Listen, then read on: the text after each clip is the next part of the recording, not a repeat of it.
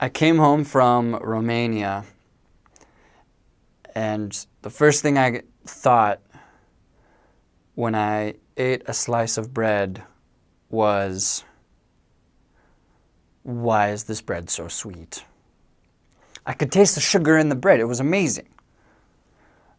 And I looked at this piece of bread and I thought, if I were to grab this bread and smush it into a ball, it would just remain like a little ball of dough. Romanian bread is not like that. If you squish it, it puffs right back up. And it tastes glorious. Tastes glorious. It doesn't have sugars in it as preservatives, so it molds in like 2 days, but you usually eat it before then because it's so good. That was my experience being in Romania. A club sandwich was amazing because it had the best vegetables I've ever eaten on that sandwich. It was amazing. Now, because of all that flavor, I came home loving tomato juice. The tomatoes there are incredible, and so the tomato juice is actually fantastic. Most of the food there isn't very, very strange, really. The strangest thing I ever ate was a pig ear. It was crunchy, but I won't go into the details. But the food is actually fantastic. I love to make sarmale, which are tomato broiled cabbage rolls with pork, rice, beans. They're heavenly. Honestly, if you find a recipe, they're easy enough to make. Just toss them in a crock pot.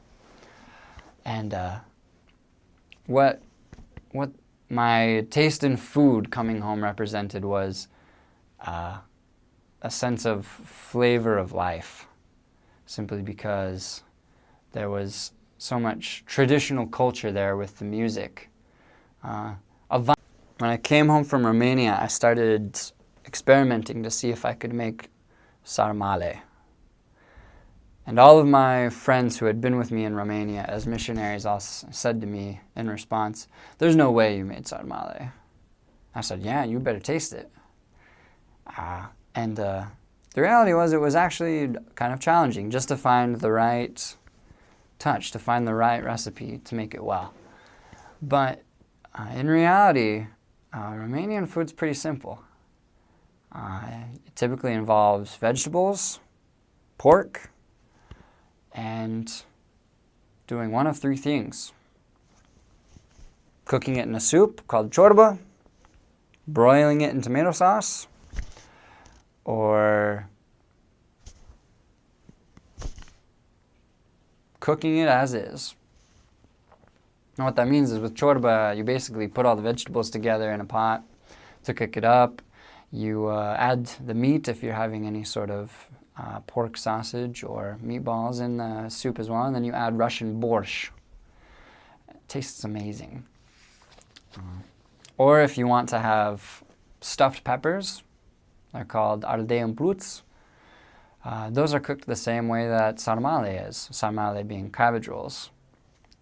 You put it in a pot with tomato sauce and broil it. You have to pickle the cabbage first before you make the rolls, but essentially you add your seasonings, you add your tomato sauce, and go. And then, of course, the third way is they have lots and lots of pork sausage called mici. And when they want to celebrate, they will just grill lots and lots of mici, if they can afford that. Overall, the Romanian food takes a lot of time to prepare, but in essence, it's simple. There's one dessert called cozonac. It's a bread, sometimes with Turkish delight or chocolate or other fillings. But the way it's made is by beating the dough so many times and over the course of a day, perhaps 2 days, that the spaces, the holes in the bread are huge. Not quite that big, but you get the idea. And it's delicious, but the beating process takes at least a day. But that's what makes it so good is the time that goes into it. And there's a secret ingredient that most of the elderly women put in their food that you simply cannot imitate, and it's their pure ingredient. It's about anywhere between 3 tablespoons to 3 cups of maternal love. And that is pretty much the secret ingredient for anything a Romanian woman will make for you.